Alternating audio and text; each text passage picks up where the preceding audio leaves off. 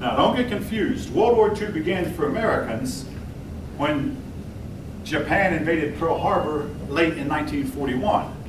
But in Europe, World War II began much earlier than that, 2.5 years earlier than that, when Germany invaded Poland. Well,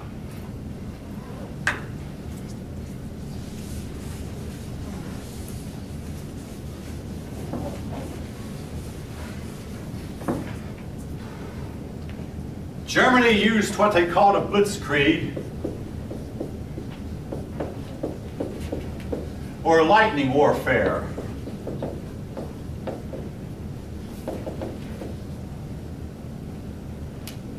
Lightning warfare, in other words, it started off with bombings from the Luftwaffe. That was their Air Force. Then it was followed by Panzers. That was their tanks. And finally, the Wehrmacht, or War Machine, I hope I'm spelling this right, the infantry.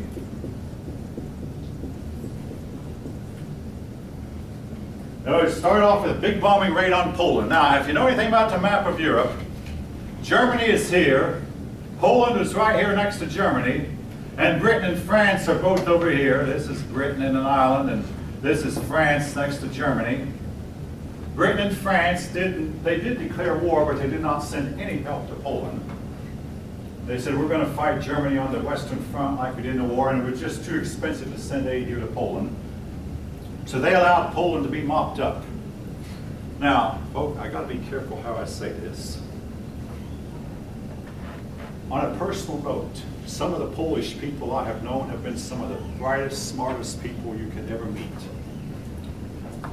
But since World War II, until about 30 years ago, the Polish people were victims of some cruel jokes.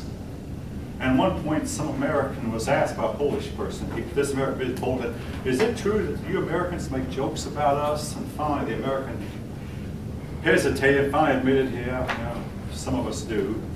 This Polish person said, well, I'm sorry to hear about that. The Russians do too. Again, the Polish people have been the victim, but part of it is because of the way they behaved in World War II. They used horsemen, mounted cavalry, which had been obsolete for a couple of generations, to fight the German airplanes and tanks. They used outdated weaponry, outdated guns, and military manuals that were 100 or more years old to fight against a modern day army, and they were just mopped up like crazy. Now, again, what went wrong? Well, Poland had just recently been reformed as a nation at the end of World War I. And you might think they hadn't had time to modernize. Maybe that's the case, but whatever the reason. Now, I'll tell you something I observed while I was at Lockheed. I was working in the department with some engineers, and one day one of them brought in a flashlight. He wanted the other engineers there to check out. I mean, just an ordinary flashlight. Well, these guys got a hold of a voltmeter, and the first thing they did, they checked the battery voltage. That's not so bad. Then they said, well, the battery voltage, so let's check the continuity of the switch. So they traced the wire to the switch, and voltage is getting to the switch. Well, let's turn the switch on and see if voltage is getting past the switch. Well, they finally got the voltage past the switch. And they said, well, let's trace the voltage from the switch now to the socket. So they determined finally that voltage was getting up to the light socket. Then they took the light bulb out and said, hey, this flashlight has a burned out light bulb. What's the point I'm making? These people were a little bit too smart to do the job that they were asked to do. And I mean, this was a team of Lockheed's engineers, and anybody, any ordinary person would have just simply either replaced the battery or replaced the bulb, and if that doesn't work, throw the thing away, it can't be fixed. Some of you might know what I'm talking about. Yeah, but to go through all that trouble just to determine the thing had a burnout bulb. Again, they were just too smart to do what they were called on to do. Maybe that was what was wrong with Poland. Anyway, World War II had begun with a Luftwaffe bombing, the tanks following up, and then the infantry, and they took over Poland 40 miles a day. And then Poland surrendered. Then Poland did something else for which they regret. They turned on the Jews living in their country and blamed them for the problems. And they began to round up the Jews and put them in concentration camps. And this was to continue on throughout the rest of the war, or until very late in the war. Then, for about 8 months, the war stopped. And they called it the phony war. The reason it stopped was Adolf Hitler did not expect Britain and France to declare war, so he said to himself, I've got to rethink and replan. So Hitler sat at his desk, writing up his plans. Now, late in the war, when Hitler somewhat lost his mind, he was planning with generals he no longer had, and with armies he no longer had, and with aircraft he no longer had. But in this case, he had the generals, he had the armies, he had the air force that he was planning with. He was planning on how to defeat Britain and France. Then, the war resumed rather abruptly when Hitler, basically what France had done. They had put up a line which they called the Maginot Line. If you think that word sounds like imaginary, that's about what it amounted to. Anyway, the Maginot Line separated France, it was on the French and German border, and up here is Belgium.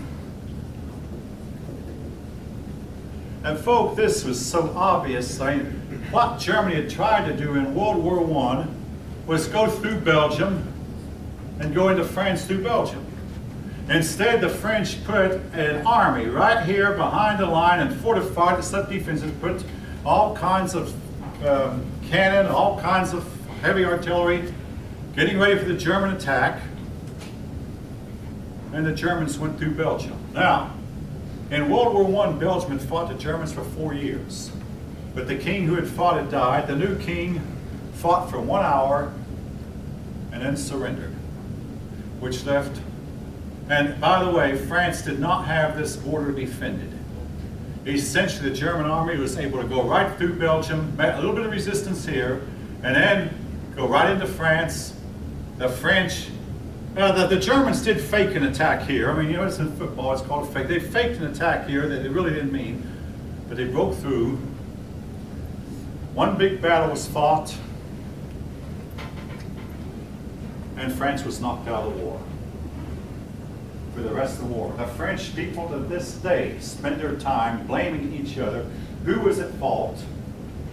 I'll tell you who I think was at fault. I think it was the fault of democracy in general, which can do something as no king would have ever allowed, or a dictator would allow this to happen or to go on. As it was in a democracy, you have to fight over budget. Well, we'll spend our money here, but no, we want to spend money for programs, so we're just not going to defend this part of the border. Besides, Belgium will fight for us until we can get in position. We don't. And they make excuses, but nevertheless, the excuses aside, France was knocked out of the war early and left Great Britain to stand against Germany practically alone. The United States said that they were not about to get involved. Now, in the meantime, Mussolini was sitting down here in Italy. Now, some books will excuse Mussolini and say, oh, he was just trying to make sure it was in Italy's best interest before he went to war. But actually, what I think, you know, what other people will think he was doing was just sitting back and saying, I want to see which side's going to win this. So he sat back and did nothing until France was thoroughly licked. And just as France was obviously doomed, Italy declared war on France, and Franklin Roosevelt, watching across the Atlantic, said that hand that held the dagger has thrust it in the back of its neighbor. However, the French mounted up what little resistance they had and met Italy's army, and in a short battle they literally clobbered Italy. But France was already licked by Germany, so France had to surrender.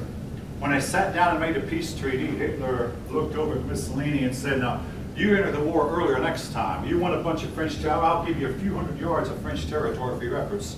And if you enter the war earlier next time, I'll give you more. But for your late entry of the war, I'll just give you a few hundred yards of French territory. So that was all Italy got, which they later had to give back, of course. France was taken over by Germany, and Your book talks about Vichy France, so I'm not asking you to learn that, but under a man named Marshal Pétain. In the meantime, part of the French army fled to Algeria, which at that time was under French control. They were led by Charles de Gaulle, and Charles de Gaulle hoped to organize a resistance. We'll hear more about Charles de Gaulle later. Anyway, France is out of the war. Now, here's where Hitler, Hitler, right here, Hitler had the war won. The British had been outmaneuvered too, so the British quickly fled to a place called Dunkirk. Right, the Dunkirk was right on the English Channel, the coast, and they were trapped there, helplessly trapped. And the Germans were closing in on them. About that time, Adolf Hitler sent a telegram to his German generals: stop what you're doing, stop the advancement, come here to Berlin, I want to talk to you. This is just too easy. You're going to find yourself trapped at Dunkirk. He stopped them. And in the meantime, the British people got together every boat they could float, went across the channel, went to Dunkirk, and rescued more than 300,000 of their troops.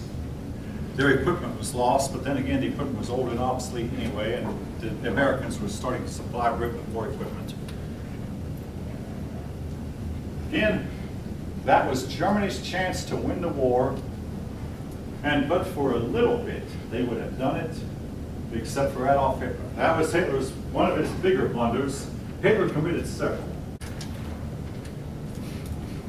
Now, in the meantime, in the United States, the American people flat out told President Roosevelt, we're not going to allow our young men to be killed in this war like we had them killed in the last war. The war did not benefit us in any way. So they forced through a bunch of what's called neutrality legislation, where they tied the president's hands and told the president, we're not going to fight. Now, the president was a distant cousin to Churchill, and it is known that he wanted to get involved in the war. And it is also known that he was strongly suspicious that, hey, Great Britain cannot defeat Germany without our help. And if Hitler is allowed to conquer Britain, there's a chance Hitler might rule the world, and that Hitler was too evil to rule the world, that Roosevelt really wanted to get involved. I'm going to just hold that thought for a while, because I'm going to get back to it later. Again, if you're Roosevelt, and you see that you have to somehow get involved in this war, the problem is how you go about it. Well, we can only speculate what he was really thinking, what he knew about how the war started, sort of died with him.